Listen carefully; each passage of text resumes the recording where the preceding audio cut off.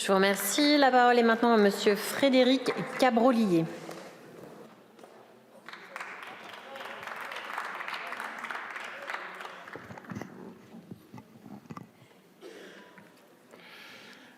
Madame la Présidente, Monsieur le Ministre, Madame la Présidente de la Commission des Affaires sociales, chers collègues.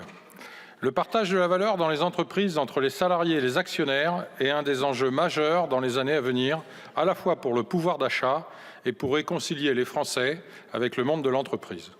Un fossé s'est creusé ces dernières années entre salariés et actionnaires dans la répartition travail et capital.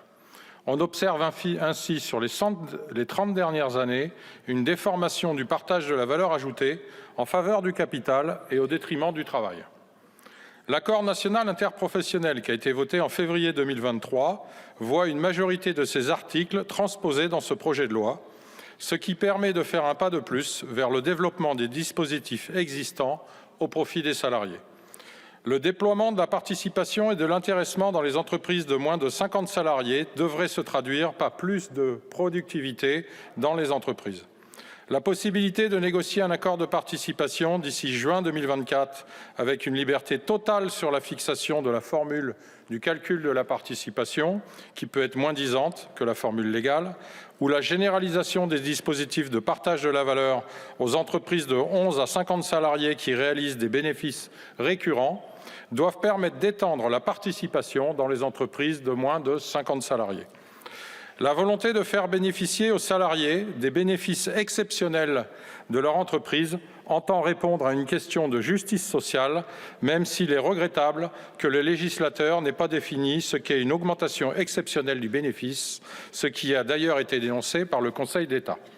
L'inscription dans le temps et dans le champ de l'épargne salariale de la prime de partage de la valeur en permettant sa prolongation jusqu'au 31 décembre 2026 entend répondre à une problématique de pouvoir d'achat.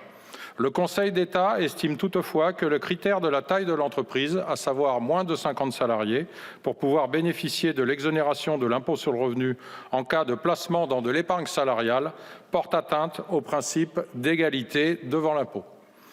L'augmentation des plafonds de capital attribuables pour les attributions d'actions gratuites devrait contribuer à l'objectif affiché de 10% d'actionnariat de salariés français dans le capital des entreprises à horizon 2030.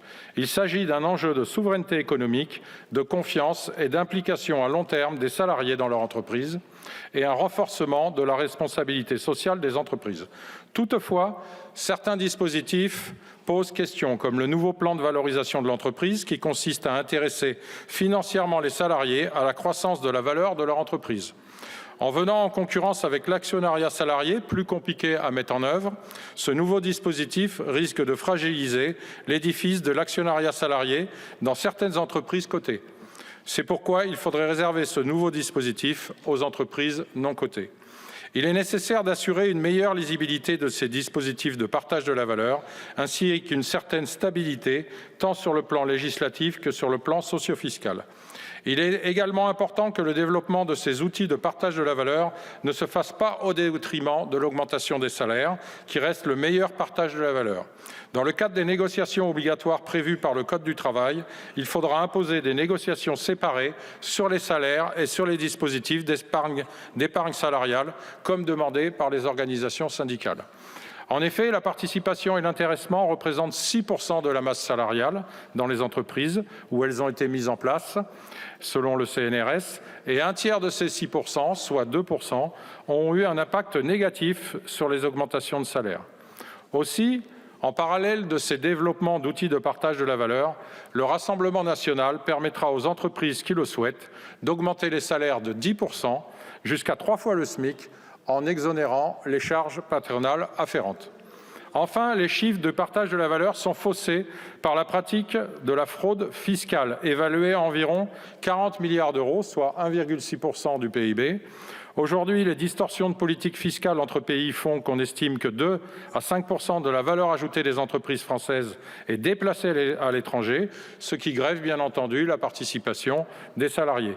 Ce projet de loi ne comporte aucune disposition qui permettrait de lutter contre les transferts de profits, même si la CMP a retenu le principe de recalculer le montant de la participation en cas de rectification du résultat d'une entreprise par l'administration ou par le juge de l'impôt.